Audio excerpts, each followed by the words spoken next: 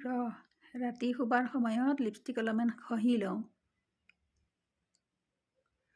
ক'বাতো নৰি ৰাতি শুই থাকোঁতে বা কাৰ ঘৰ পাওঁ যাই মাত্ৰ বাপা ঐ সিদিনাতো যাই একেবাৰে যি অৱস্থা ধৰি যায় মাত্ৰ বৰেনীয়াৰ ঘৰ পাইছিলোঁ সপনতে।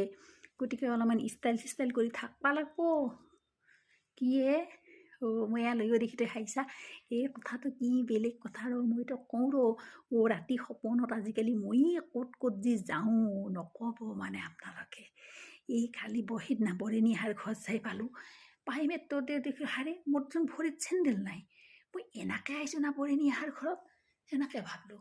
ভাবি এনেই লাজ লাগছে নক'ব আৰু বাপৰে মোৰ নাকটো আধাখিনি কাটা যেন পালোঁ। সেইকাৰণে মই আজি লিপষ্টিক চিপষ্টিক লৈ লৈছোঁ অলপমান ক্ৰীম চিমো সানি ল'ম। সানি লৈ মই ভালকৈ এইটো নাইটিকে পিন্ধি কম্বলৰ নাইটিটোকে পিন্ধি শুই থাকিম আৰু ৰাতি। তেতিয়া যদি মই ৰাতি ক'ৰবালৈ যাওঁ আপোনালোকৰ ঘৰলৈ সপোনত যাই হ'ল বা পাৰোঁ তেতিয়া আপোনালোকেতো আৰু মোক কিবা পাগলি যা বুলি ক'ব বয়া হৈ গেলি সেইকাৰণে সাজি কাচি মই ভালকৈ আছোঁ।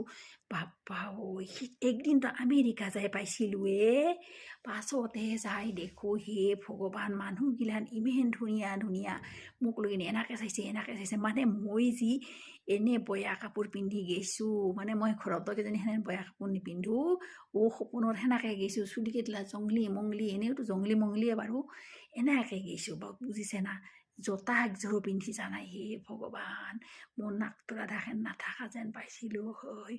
সেইকাৰণে মই আজি ভাল কৰি সাজি কাচি থাকোঁ। বাহিদি যেন যিকোনো পৰিস্থিতিতে যাতে মই সপোনত ধুনীয়া কৰি মই মানুহৰ ঘৰত যাই পাব পাৰোঁ আৰু তেতিয়া মানুহগিলানে মোক মানে কি কৰিব চাহ তাহ খাবা দিব হয় না। আৰু যদি মই বয়া কৰি এনেকৈ ওলাই যাওঁ মানুহগিলানে তো মোক পাগলা বুলি খেদি দিব হয় না।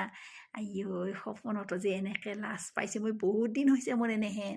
সেইকাৰণে ভাবছোঁ বহুত ভাল চেণ্ডেল এযোৰ উলিয়াই থৈ দিছোঁ ওচৰত ছাতি এটাও থৈ দিছোঁ যদি বৰষুণ পৰে সপোনত মানুহ ঘৰলৈ যদি যাওঁ সপোনতনো বাৰু ইমান দূৰৰ মানুহ ঘৰলৈ মই যাব লাগে না এনেকৈ মানে নক'ব আৰু মই বয়া কাপোৰ পিন্ধি যা দেখি মোক খাবা নেদেই বেলেগ মানুহগিলানক ঠিকছে খাবা দেই সপোনত ভালকৈ মাতেও। সেইকাৰণে মই পূৰা ব্যৱস্থা কৰি এতিয়া শুম বুজছে না। ঠিক নাই ৰাতি আপোনালোকৰ ঘৰ গৈ ওলাব পাৰোঁ মাতিব দেই নেমাতাকৈ নাথাকিব ভালকৈ সাজি কাচি যাম বেয়াকৈ নাযাওঁ টা বাই বাই।